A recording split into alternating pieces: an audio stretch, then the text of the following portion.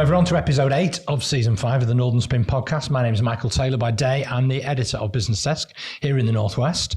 But this is a politics podcast, and I'm joined by Chris Maguire from Business Cloud. Hot from defending the Conservatives, now he's going to be defending the BBC today. Absolutely. I thought you Tories got stuck into the BBC.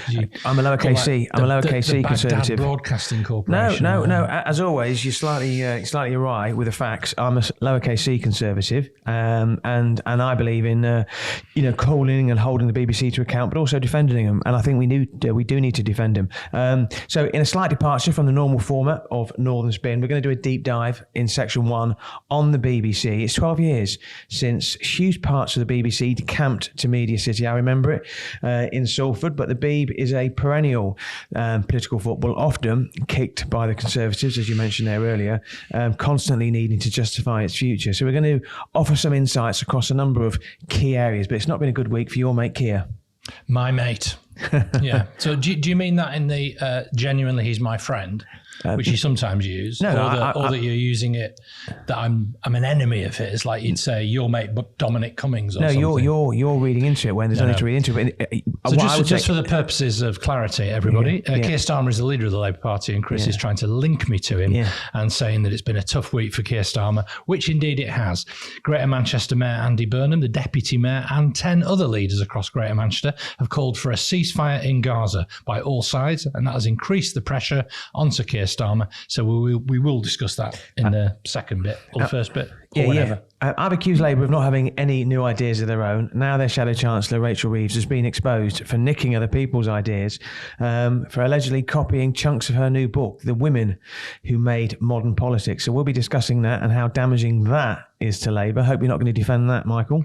Well, the book's called The Women Who Made Modern Economics. What did I say? Politics. Oh, sorry. Yeah. And also, she hasn't been accused of copying big chunks of other people's ideas. Quite the contrary. But anyway, we'll discuss that when we get nearer the time. Before all that, we've got a few thank yous to make, starting with our friends at What Media, who produce this podcast every week. They've been off winning global awards. Absolutely. Well done to them.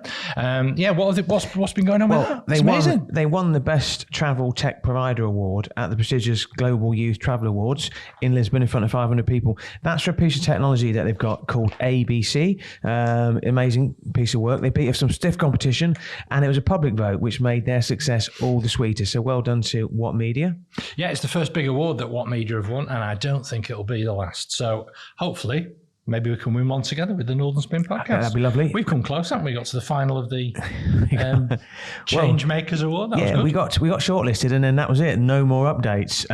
So I realised that we hadn't won when nobody asked us to attend. But anyway, I'd like to thank our sponsors. Our headline sponsor is FI Real Estate Management. FI Real Estate Management is headquartered in Chorley in Lancashire, but they have a network of properties across the UK which tenants can tap into. They can cater from everyone from a one-man band working from home and needing space to enterprise customers wanting a whole building to themselves as well. They don't just work in one sector, they work across multiple sectors in the office, commercial and industrial markets.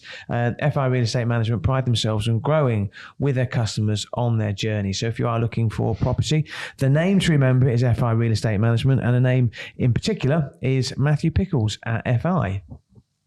Very good. Right. So, Chris, let's cut to the chase.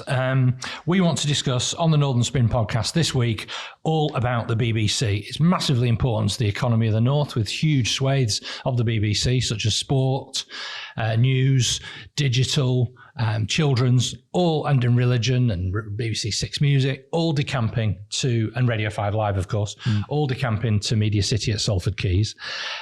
So we want to talk about the BBC. You've been watching lots of BBC content this week.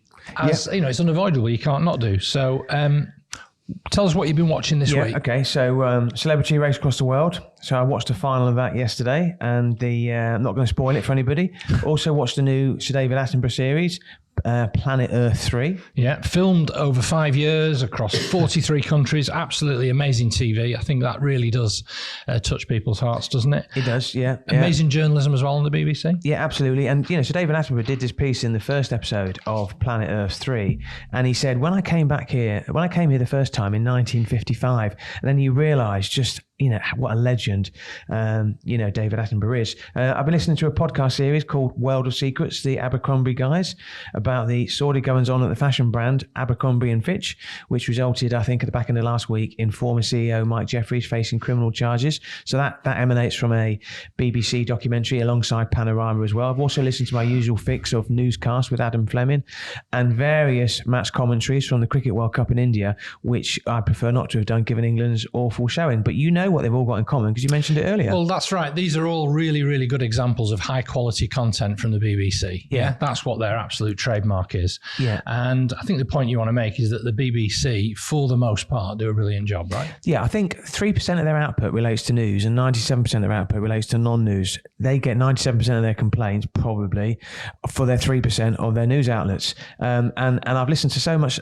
recently about the whole, Israel-Hamas conflict, which we're both finding very difficult, even from a distance as well. I think the BBC do a brilliant job, but they constantly find themselves being lambasted by sections of the mainstream media and politicians alike, like the Conservative Party, especially in terms of the media by the Daily Mail, and it all relates to their news output. And I just think that, it's fine, criticise, hold them to account, but then again, you need to mention some of the content that's coming out from the likes of Lisa Doucette and Jeremy Bowen is amazing, and it's right that the BBC are held to a higher standard than other media organisations because they're publicly funded. But I think people need to be really careful what they wish for, because if we were to lose the BBC or get a watered down version of the BBC, we would suffer. Everyone would suffer. Yeah, let's just recap then about what the BBC is, what its unique and special place is in British public life. The BBC Charter, I'm going to read a bit out. I know I tell you not to read stuff out, but this is... The BBC Charter says the BBC must offer a range and depth of analysis and content so that all audiences can engage fully with major local, regional and national, United Kingdom and global issues and participate in the democratic process at all levels as active and informed citizens. Right? That's the essence of what the BBC is. I'd sort of boil it down to something much more simpler than that even. The BBC is meant to unite the country, and often at times of crisis, like the death of a monarch, right? Or sometimes there's royal weddings, but maybe less so. But also during the pandemic, who do you turn to for reliable information and not scaremongering in a kind of a marketplace of really confusing messaging? The BBC is somewhere that's deemed to be reliable, and all over the world it projects the UK's version of what a good society looks like through things like BBC World Service and BBC News 24. Where I think it's got difficult is I don't think the country's united in what it thinks are a good example of British values. But you did want to just briefly touch on some of the heat that they've had over the current conflict in the Middle East. Yeah, this is the Northern Spin. So we're not going to do a rehash on what's happening in global politics, but I do think it's important to mention it in the context of the fact that the Israel-Hamas conflict, which is dominating the news agendas, and the BBC have made mistakes, but it needs to be set against the context that they do produce 24-hour news.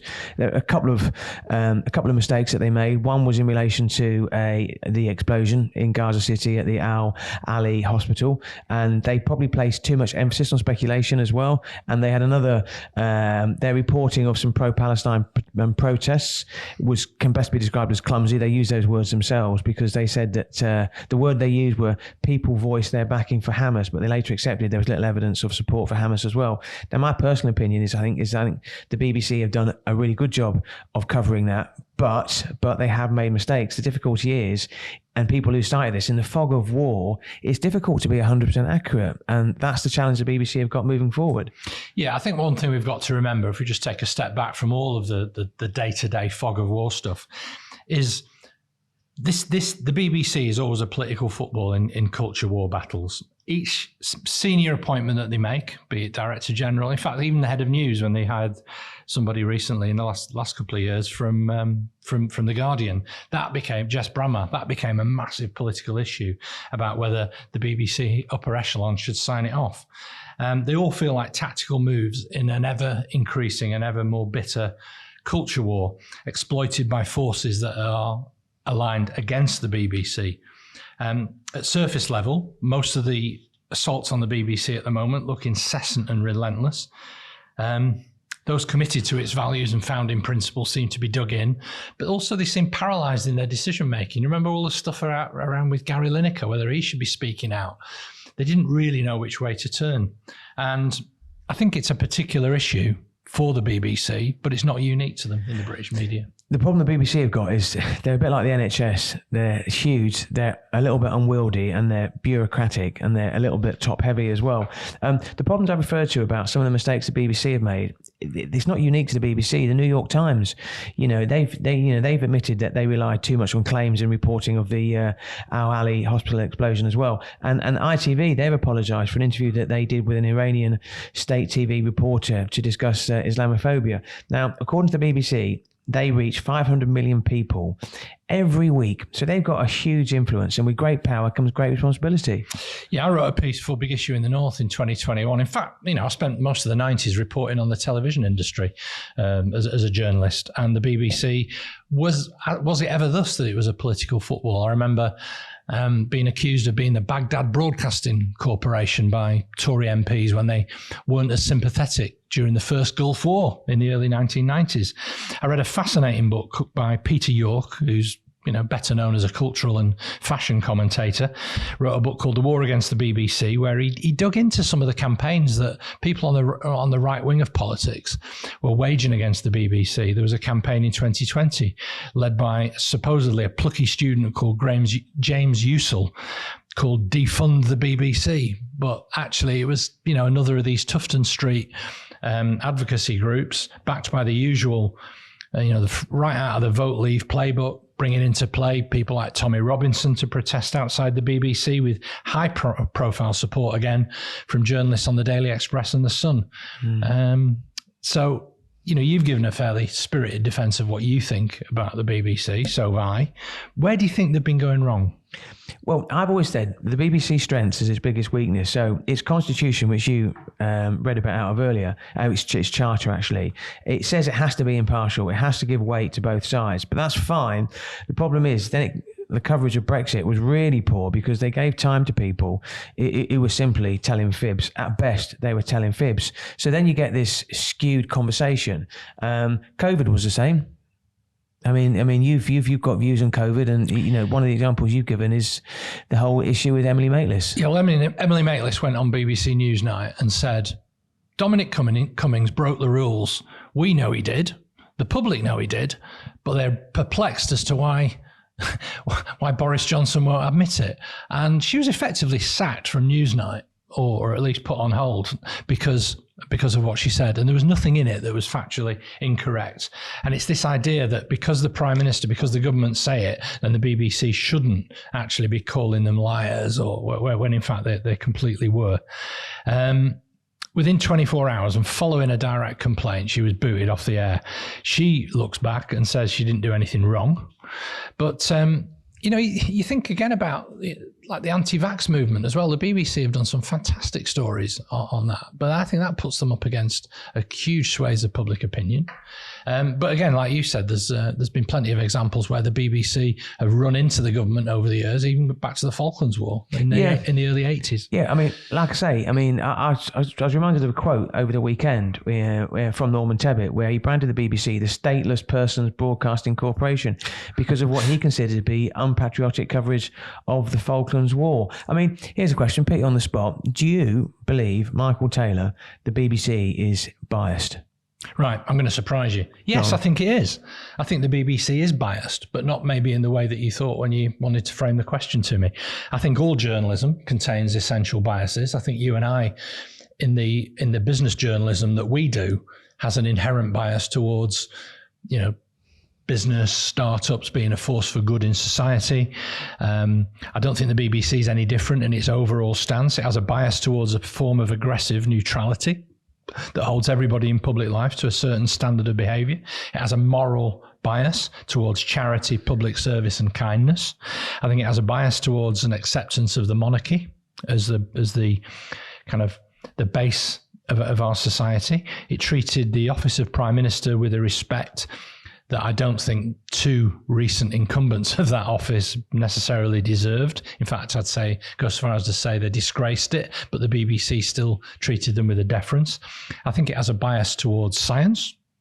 You mentioned the issue about both sides in the Brexit debate and, having an equivalence between, Barry at the Dog and Duck who says Brexit will be good for Britain as against a senior economist who says, oh, no, it won't. I think that they attempted at various times to have both sides in the climate change debate, which again was a complete mismatch because it's not a fair fight. At best you'd have someone like Nigel Lawson who just, no, I don't think that's right. Whereas the whole weight of science and climate evidence points to that. I think it also believes that, yes, there's racism in society, but that inherently multiculturalism is good, which is why you see, a large number of people of colour at different places at the front of the BBC, but not necessarily to the same degree behind the scenes. You go into Media City and look around and there won't be as many people working in production jobs at the BBC. They might be doing more menial jobs like cleaning and stuff like that, but not in production and executive roles in the BBC. And I think also they have an institutional bias towards a particularly nice way of British life that gets conveyed in soaps, dramas, The One Show and Antiques Roadshow. Do you see what I mean? In terms of the question was, do you think the BBC are biased? I think your answer is very fair. If I was to say, do you think their news content is biased? I think biased to who? Well, I mean, in terms of, do we think, for example, they've been criticised for being, in terms of their Israel, coverage over the conflict with Hamas? Often journalism is about choosing, isn't it? It's about, one of my big criticisms of the way that the BBC does politics, and particularly with the way it did politics during COVID, is it was very, very obsessed with the immediate lobby style issues about who said what and who briefed who behind the scenes. I think the whole lobby, the lobby being journalists who work covering Westminster politics, I think there's a bias towards that in the BBC's political coverage, the exclusion occasionally, unless you have a big popular, good communicator as a retail politician like Andy Burnham. He knows how to play the game. But actually, very few regional politicians get much of a voice on the BBC to articulate what people think and feel. It was interesting, actually, during Brexit, that Radio 5 journalists knew that the vote was going to go for Brexit because they were closer on the ground in the north of England. Yeah, I don't think the BBC politically are biased. I don't think, if you heard the interview that Nick Robinson did with Rishi Sunak recently when he did his about turn on, on sort of environmental laws and high speed 2 and everything, I don't think you could accuse him of giving him an easy time. I mean, I'm a big fan of the political editor Chris Mason, who's from the north, incidentally, very even-handed with his interviews, and he'll pit politicians of all persuasion, political persuasion, under the pump. But I don't think you could accuse them of being biased. Where I think the BBC let them down big style is the big decisions. They're time-consuming. I thought the way they handled the situation with the former chairman Richard Sharp was horrendous. I mean, Richard Sharp, obviously, he facilitated an £800,000 loan for the then Prime Minister Boris Johnson. Failed to declare it. That was a terrible, terrible appointment, and I think absolutely shame on the government for trying to install one of their people at the top of a national institution. Yeah, and to put pressure on the BBC, and it was that decision should have been made within 5 minutes. Yeah. But here's the thing, right? The BBC, their annual budget is about $5 billion, of which $3.75 billion comes from the licence fees. That's 75% in total. Yeah. The problem that then creates is the BBC are beholden to the government of the day, and the Tories have countless times threatened to abolish the licence fee. That is the reason why politicians can bully the BBC. Well, let's not forget, I was listening to another podcast the other week with Alistair Campbell on it, talking about how disgraceful it was that Tory spin doctors are bullying the BBC. He literally took the BBC on over his dodgy dossier on the Iraq War and forced the resignation of both the Director General and the Chairman of the BBC in fairly short order. So I think both parties have blood on their hands, shall we say, when it comes to dealing with the BBC and using it as a political football. But you wanted to talk as well, given that this is the Northern Spin podcast, about the BBC in the North. And we can probably break this down into two areas. Media City, which is like the BBC as a national institution with an enormous base here in Salford Quays. And then secondly, BBC local TV and radio. Yeah, I think the BBC's arrival at Media City, I think that was a bit of a game changer at the time.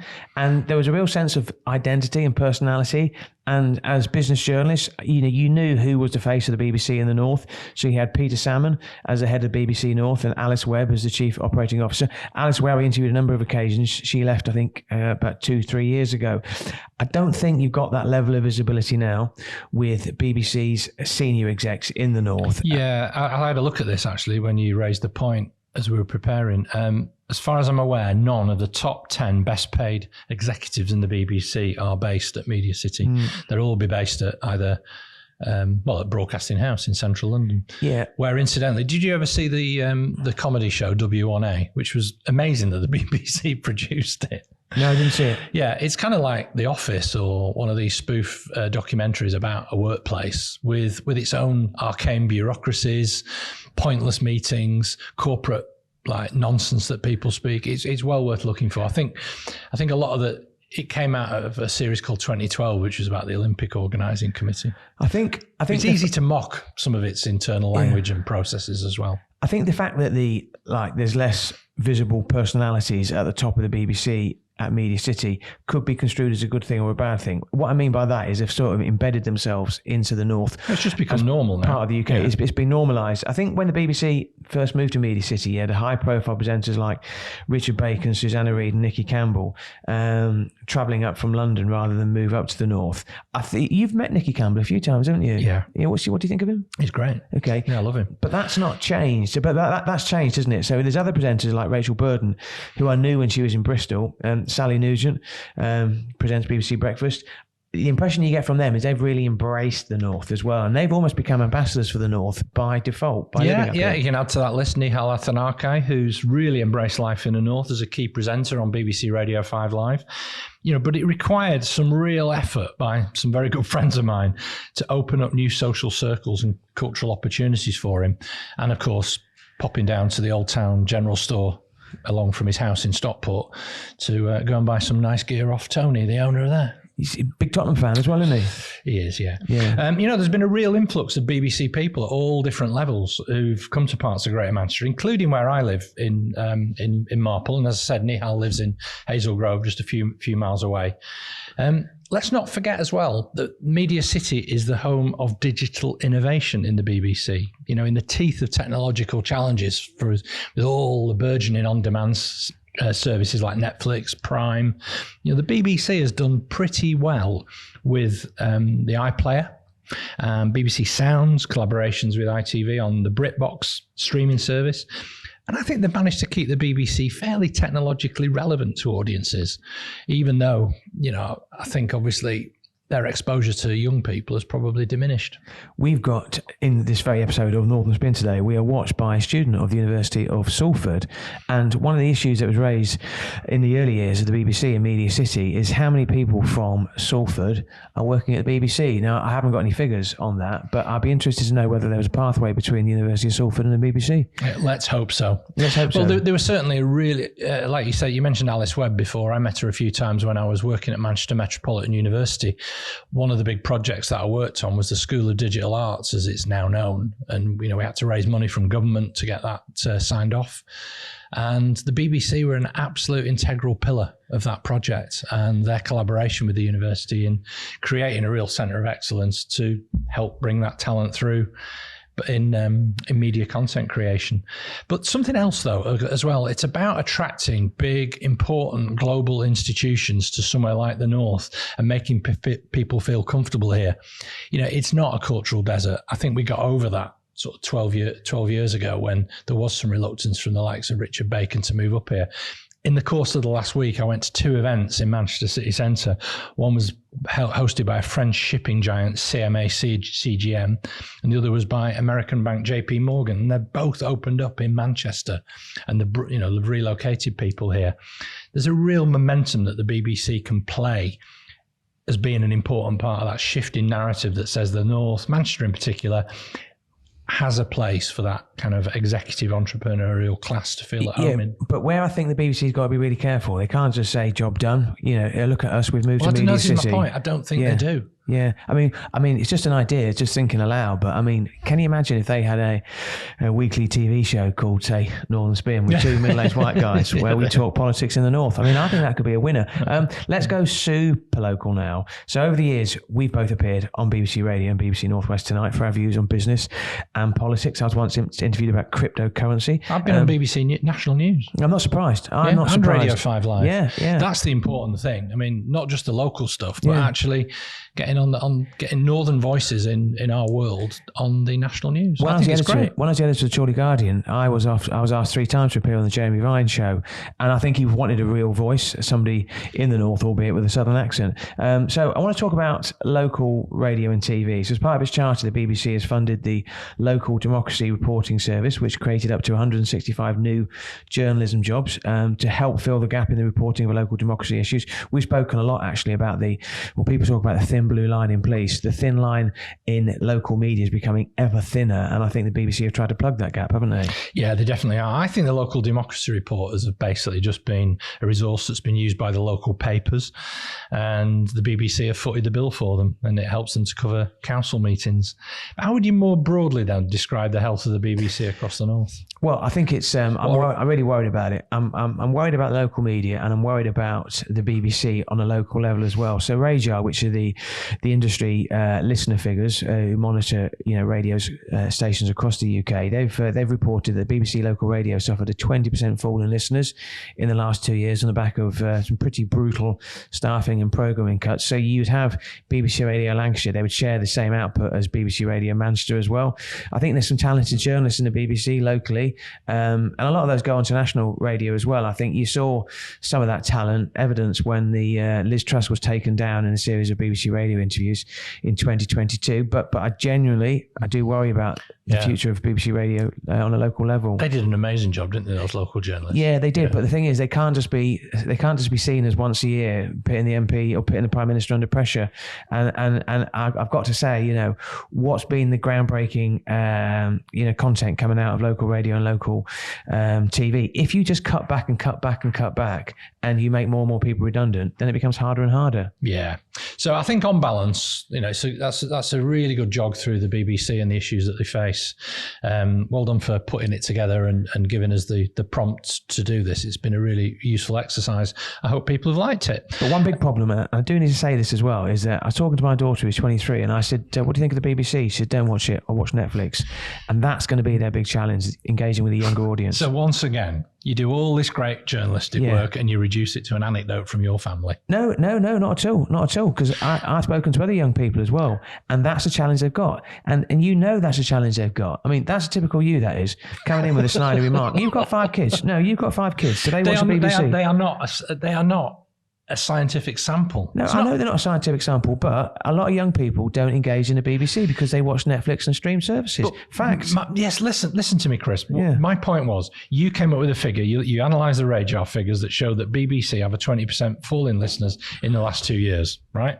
That is a scientific fact based on evidence. Yeah. You just asking your daughter, therefore young people don't watch the BBC. No, that's not. That's an anecdotal example, but I think it reflects. Fact. No, it's not backed up by a huge pool of people. And I'll do this, and I'll task you with it as well. You will find all the effort the BBC are putting in is to attract the younger audience. Facts, you can't deny it. It is. They're trying massively. iPlayer is an example. On that note, let's go to a break and hear from our sponsor, Assets Capital.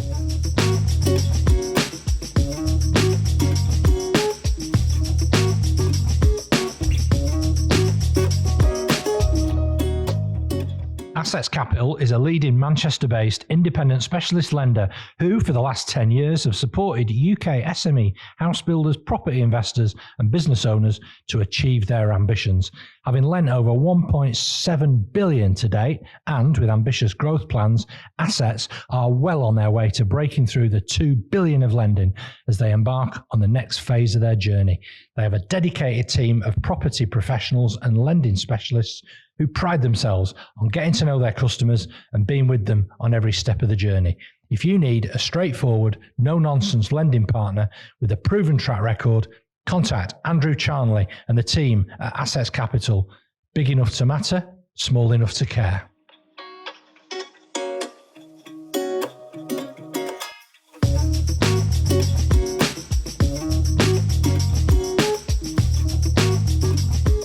Welcome back to part 2 of Northern Spin and our regular features, Anything to See Here and On Manoeuvres. We're going to start with the fact that it's been another tough week for Keir Starmer over the Israel-Hamas conflict. There you go, Chris. Facts. Absolutely. I'm not disputing that. That's not rooted in anecdote, that's rooted in fact. No, and actually, if we were to share the fact that we've got 3 people who are considerably younger than us, recording this podcast today, and we asked them, do they watch the BBC? And they said no. And you said, Line of Duty? And they said no, but we've heard it's very good. Fact. Okay. So what I don't want to do is summarise this into a soundbite in terms of Anything to See Here, because it's a bit more detailed than this. But I think it'd be quite helpful to explain, why do you think Labour and Keir Starmer are coming under so much more pressure in relation to the Israel-Hamas conflict than, say, Rishi Sunak and the Conservatives are?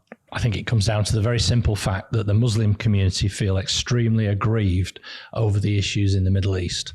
I think grievance in foreign policy issues globally are playing out on a daily basis at the moment. The feeling within that community runs very deep that Israel is a rogue state that oppresses their people. The war exposes that fault line in the world between the Muslim world and what they hold dear. And I think the Muslim vote has been presumably is more likely to be aligned to Labour than it is to the Conservatives, particularly with Rishi Sunak as Prime Minister, who's identified, again, in one of these cultural fault lines as being of Indian Hindu background. I think that the Muslim community, therefore, are quite rightly, from their point of view anyway, demanding that Labour take a clearer stance on this conflict than the one that Starmer opened with, which was unqualified support for Israel and saying that they have a right to defend themselves. That's why there have been all these calls for a ceasefire. So we spoke about it on last week's podcast. A couple of things have happened in the last week. So London Mayor Sadiq Khan and Greater Manchester Mayor Andy Burnham have joined calls for a ceasefire. The party's record on Islamophobia has been criticised, and nearly 40 East Lancashire Labour councillors have called on the party leader Starmer to take a tougher line on Israeli military brutality. Their words, not mine. Starmer's response repeatedly has been to call for more aid, and the Labour leader decided to visit a Cardiff mosque, can best be described as a PR disaster. See, whatever he's done this week hasn't really worked. Is there anything to see here? Yeah, I think it is. I'd go along with that. I think Labour can well remember how George Galloway, do you remember him? Yeah, absolutely. Yeah, the meow cat man. I absolutely can't stand George Galloway, for the record.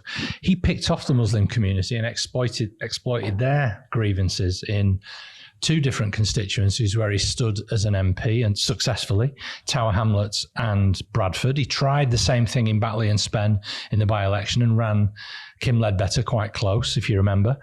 And I think certain sections of the British left feel very comfortable making that common cause with the anti-imperialist language of the struggle of the Muslim world. I think it's a mistake. I don't know if you remember, but there was a video of left-wing Labour MP Richard Bergen making a speech demanding, railing against Zionism is the enemy of peace. And the audience, when it panned out and when people walked around the back of the stage, you could see the audience was made up entirely of Pakistani men in his constituency in Leeds. And that's my point, is I think that a lot of people on that wing of politics have always pandered to that very anti-Israeli, and I'm going to take a step forward further and say, and anti-Semitic attitudes that weren't confronted, but were in fact nurtured within the far left. I do find a lot of the posturing on this issue. I did sigh a little bit when I saw the letter from Andy Burnham and the other Greater Manchester leaders on this issue. It reminded me that I'd also seen earlier in the week a picture of a meme of Benjamin Netanyahu looking a little bit sort of downbeat, saying, "Oh no, we're going to have to call the invasion off. Frankie Boyle signed a letter." You know, they're opposition politicians in the UK. What on earth do they think they're going to have any impact whatsoever? They don't have any power or sway over whether there'll be a ceasefire in the Middle East, one way or the other. Yeah, I think Starmer's being treated increasingly as a prime minister in waiting. Every word that he says now is now being scrutinised. He got himself in trouble with the interview on LDC where he was a little bit clumsy and a bit clunky with his wording. He did make a clarification. I think he's in an impossible position as well. I think he has pledged to pull anti-Semitism in the Labour Party out by its roots at the start of his leadership. Now Labour's being accused of Islamophobia. I think he's in a difficult bind there. Another Labour question for you. Shadow Chancellor Rachel Reeves has been accused of plagiarism after apparently copying chunks of her book, The Women Who Made Modern Economics. Anything to see here? Yes and no. Yeah, I think she needed to have been far more careful in the referencing of quotes. Often, the top line biographical details about certain people that she wrote about in much more detail in the book weren't properly referenced. They were just kind of copied from Wikipedia, which is a well-sourced reference point, which I think most people would go back to and trust. And I think a publisher really should have checked those out a little bit more. So I think it was a sloppy piece of work in that regard. But I think it does show that she's on manoeuvres, trying to position herself as an intellectual, but she's probably taken one step forward and two steps back as a result of this. I think it highlights once again that it's a lot easier in opposition than it is in government, because once again, everything she does and says will be scrutinised. Every word that she says will be run through algorithms, etc., etc. So I think it was a bad week for her, big style. And I don't think she's come out of it with any credit. Labour have to raise their game because the microscope is firmly on them. Incidentally, I want to mention a local MP, Hayward and Middleton MP, Chris Clarkson. He's not standing at the next general election. He's written to the Commissioner for Standards over Angela Rayner's comments on LBC that Rishi Sunak left the Tory conference on a private jet. Clearly, this is mischief making of the highest order. But loose lips sink ships. Anyway, here's one for you with your. You're not going to comment on that one. You're not going to comment on that. Angela Rayner a bit loose with her wording. No, I think it's a good thing, and all he's doing actually, it's terrible politics because it's actually reminding people who don't pay much attention to politics that Rishi Sunak is a habitual taker of private jets. Yeah, but he didn't take a private jet from the conference. But he's taken plenty of other private jets. Yeah, but you can't say because. So what did he do? Did he take an Avanti train? No, they didn't, because they cancelled them. They were on strike that week. No, but the point is, Angela Rayner said that he caught a private jet from the Tory conference, but as far as I can tell, he didn't. So Angela Rayner was wrong. Facts. That's what I'm saying. Loose. I think it's fair game. Anyway, one for you with your tech hat on. No doubt you got the bunting out to celebrate Rishi Sunak last week with his speech on AI. Yeah. Bletchley Park, of all places. Yeah. And it's also his first year in office as well. So this week, we're recording this on Monday. It's the Global AI Safety Summit at Bletchley Park, where the code breakers were during World War II. I think it was really interesting because the thing with Rishi Sunak is, and you've said this before, he's not comfortable in front of the camera, but he is comfortable in front of the camera talking about technology. He could have saved his speech for the actual Global AI Safety Summit itself, but chose not to. Wanted to get some more airtime. I also think he wanted to, talk about the issue of China, because Liz Truss, his predecessors, written a letter saying that they shouldn't be invited, which is typical Liz Truss. No one gives her any credibility. And he said, no, we've got to invite China. And most experts as well would say we've got to invite China as well. So I think the whole AI agenda this week is going to be massive, and I think Rishi Sunak is on manoeuvres because he's talking about something he feels comfortable, and also bearing in mind his links with Silicon Valley in the US as well. Yeah, it certainly does play to his strengths. So it's an opportunity for him to take his reputation away from private jets and gaffs at Tory conference. Yeah, gaffs, and private jets, but not from the Tory conference. Just to be factually correct, something you're very keen on. So who else is on manoeuvres? There's a Conservative theme to this in a big way. The first candidate is Boris Johnson, the former Prime Minister, is to join GB News, or Gammon News, as you would say. Or Gammon Britain News. Absolutely, yeah. So he's going to be joining GB News in the new year alongside half the Conservative Party. I think he's desperate to stay relevant. Interestingly, former Chancellor George Osborne has claimed that quote, disgusting and misogynistic WhatsApps between Johnson and Dominic Cummings will come out at the COVID inquiry this week. I mean, Dominic Cummings is due to give evidence tomorrow, Tuesday, and I think various members of Number 10's PR team are also going to give evidence as well. I think this could be a terrible week for Boris Johnson. Well, it ultimately could also be a terrible week for Rishi Sunak because, as you said, he's trying to relaunch or at least put himself on a positive footing, and the news is going to be drowned out. I think all that we talked about this at Labour conference, it was drowned out by the war in Gaza. I think, Anyway, listen, but Boris Johnson, he's a joke, right? Yeah, absolutely. Someone called him a pound shop Nigel Farage in the latter stages of his premiership, and he's not even that anymore. And I think he's not even as credible as someone like Trump. He's become more Trump than Trump. Yeah. And going on, I heard a rumour last week, actually, that Gammon Britain News might be merging with that other one that Murdoch owns, Talk News or something. I don't watch either, but, you know. I heard, talking of rumours, I heard a rumour that Nigel Farage is going to be appearing in the latest programme of I'm a Celebrity, Get Me Out of Here. Oh. Absolutely.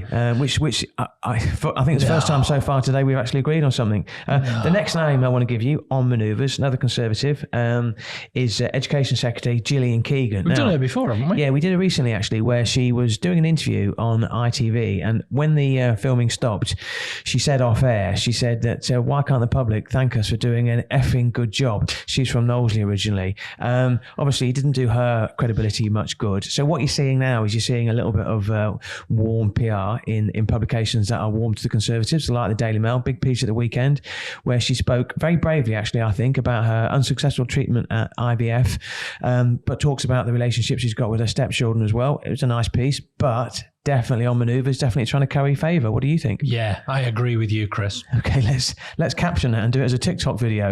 Yes, I agree with you, Chris. Yeah, don't take that out of context, okay, though. Right, okay. Time for a quick break.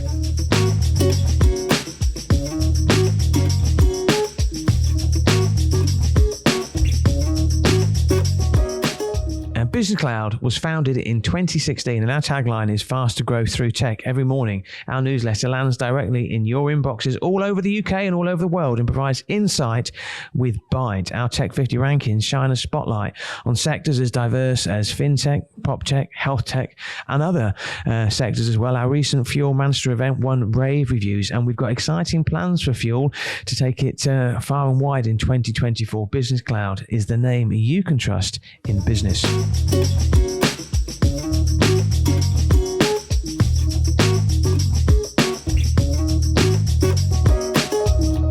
Welcome back to part 3 of Northern Spin. Now, this is supposed to be the fun bit where Chris and I talk about cultural things. We had a good chat about Northern Soul last week, didn't we? We did, yeah. People spoke a lot about your T-shirt and the fact that it had an S in it as well, which I thought was quite funny. Yeah, it did, yeah. I bought it in Stockport from this T-shirt shop. And somebody pointed out that it said Northern Soul keeps the faith rather than keep the faith, which is the usual slogan. I just say KTF, people. Anyway, something quite serious. Obviously, the actor Matthew Perry, star of TV's Friends, died at the weekend. I think the inquest will establish what happened to him, but he's been no stranger to honesty, and he's spoken quite openly about his struggles with addiction, both for alcohol and prescription medicine. Anyway, it's been a tough week for our family as well. We've had an inquest into the death of our sister-in-law, which was just awful. And my wife Rachel wrote a very brave and poignant post on social media channels over the weekend, linked to Matthew Perry, but also linking it to our beloved Rena as well. And she said, if you don't mind me, if you indulge me, if I could just... I read it on LinkedIn. It was very moving. Yeah. Matthew Perry's addiction to alcohol and opiates will probably factor in his inquest. Who knows? Anyone who's loved his work will miss the fact that he's left this mortal coil at the age of just 54. Having attended the inquest of my beloved sister this week, I want to scream. When will we wake up to the elephant in the room? Alcohol and our normalization of its presence in everyday situations is killing people we love or slowly killing us.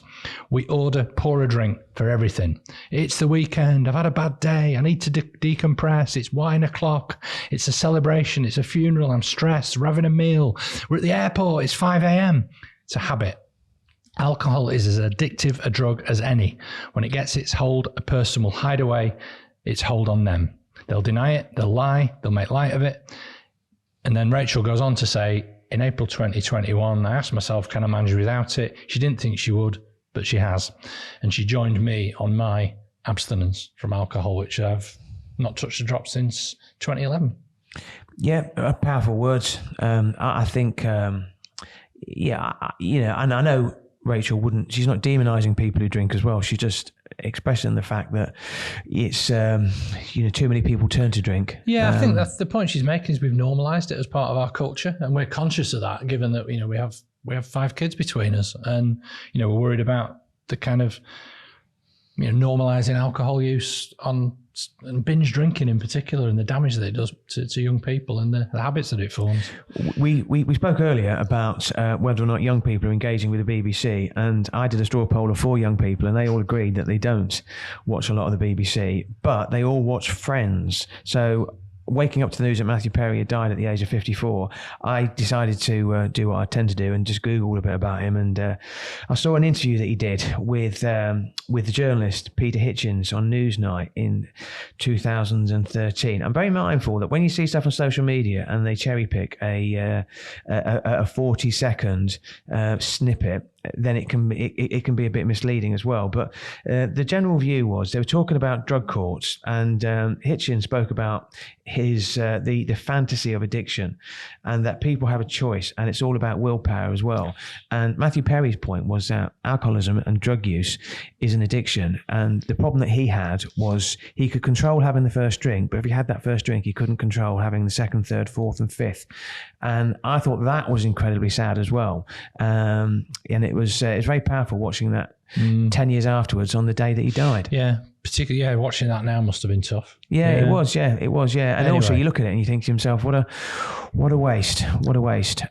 Anyway, after all that heaviness, we do try and make this the fun bit. Yeah, absolutely. Yeah. So, what have you been up to? So I went to Liverpool on. You are touring the Northwest, aren't you? So you've done Lancaster recently. Yeah, did Lancaster. Blackpool Illuminations. We've done it. We are going back to Blackpool in the next couple of weeks, actually. But my wife saw something advertised for the River of Lights Festival at Liverpool. Okay. I'll be honest with you, my thoughts weren't turning that way. But I went with our youngest daughter, who was back from Leeds as well. Now it's basically the River of Lights is it's described as an illuminated artwork trail, and last year they did it, attracted 250,000 people. It's basically 12 light stalls. I'll be honest, I wasn't massively excited. We went for lunch, for dinner, and we came out about 5 to 9, not realising that they turned the lights off at 9, literally. So we turned up at these, the River of Lights. I saw more lights driving home when we saw the traffic lights. But it was, we had a nice meal. What have you been reading recently? Well, I read a book called Jane Harper, who was actually born in Manchester, but it's very much an Australian Exiles, author. wasn't it, by Jane Harper? Yeah, Exiles. Yeah. It's the 5th book I think I've read by her, and I recommend them all. Absolutely. How long does it amazing. take you to read a book? Now, I know it depends on how big the book is, but you read a lot of books. I listen to a lot of books, but how long would it take you typically to read a book? Well, when I'm on holiday, I can probably get through one a day. But it's difficult when you just read kind of half an hour at night. It can take weeks. Yeah, as I'm finding at the moment. Yeah. With your book. Yes, indeed. No. Right, so that's all for episode 8 of season 5 of the Northern Spin podcast. If you want to sponsor us, please get in touch. We're on Apple Podcasts. Please review us. Don't forget to press subscribe if you go through that through Spotify or Apple. Follow us on Twitter at Northern_Spin1, or watch us and subscribe to our YouTube channel, and soon our TikTok channel, which you're working on. Yeah, absolutely. And we were number 7 in Singapore this week, our podcast. I'm going to have to go to Singapore. Absolutely, yeah. Amazing. Thank you to What Media for recording this podcast. Thank you to our sponsors, FI Real Estate Management, Assets Capital, and Business Cloud. Yeah, absolutely. Special mention to Elliot Taylor for providing the music. His track, New Beginnings, is our title music. My name, as ever, is Michael Snidey Taylor. And my name, as ever, is Chris Happy Clappy. Always see the best in people and try not to drop your standards just for other people's sake. Thank you.